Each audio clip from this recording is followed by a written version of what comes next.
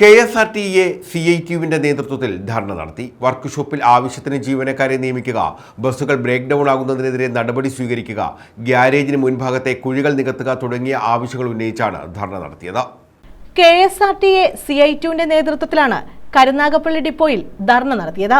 ബസ്സുകൾ break down ആകുന്നതിനെതിരെയും വർക്ക്ഷോപ്പിൽ ആവശ്യത്തിന് ജീവനക്കാരെ നിയമിക്കാത്തതും ഗ്യാരേജിന് മുൻഭാഗത്തെ കുഴികൾ നികത്തണമെന്നും ആവശ്യപ്പെട്ടാണ് ധർണ നടത്തിയത്.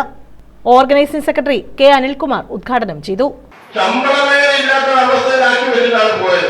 ഈ സ്ഥാപനം കൂട്ടിക്കാൻ അച്ചാരം വാങ്ങി ഉറപ്പിച്ചിട്ട് പോയവരാണ് ഇപ്പോൾ പരിലപിക്കുന്നത്. ശരി, ഞങ്ങൾ അതിന് മുകളിലേക്ക് എടുക്കാം.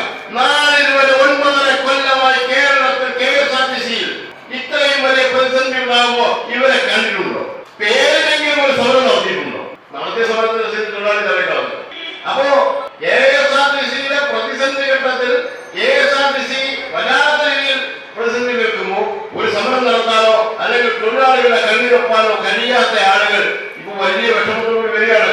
ഇനി ഞങ്ങൾ കാണിച്ചു തരാമെന്ന് ഞങ്ങളെ കണ്ടതാണ് 5 കൊല്ലം. ഇതിനു മുമ്പുള്ള ഉമ്മൻചാണ്ടിയുടെ ഭരണകാലത്തെ 5 കൊല്ലം ഞങ്ങൾ കണ്ടതാണ്. 3 വകുപ്പ് മന്ത്രിമാരുണ്ടായിരുന്ന കാലം ഞങ്ങൾ കണ്ടതാണ്. KSRTC തൊഴിലാളി അന്ന് അനുഭവിച്ചതിനേക്കാൾ ഒരു പീഡനവും KSRTC അനുഭവിക്കുന്നില്ല. അതിനകത്ത് തർക്കവും വേണം. 2002 ഞങ്ങളൊക്കെ ഈ വ്യവസായത്തിലേക്ക് UDF വേണം. PSC വഴി നിയമനങ്ങളുടെ സ്ഥിതി എന്തായിരുന്നു?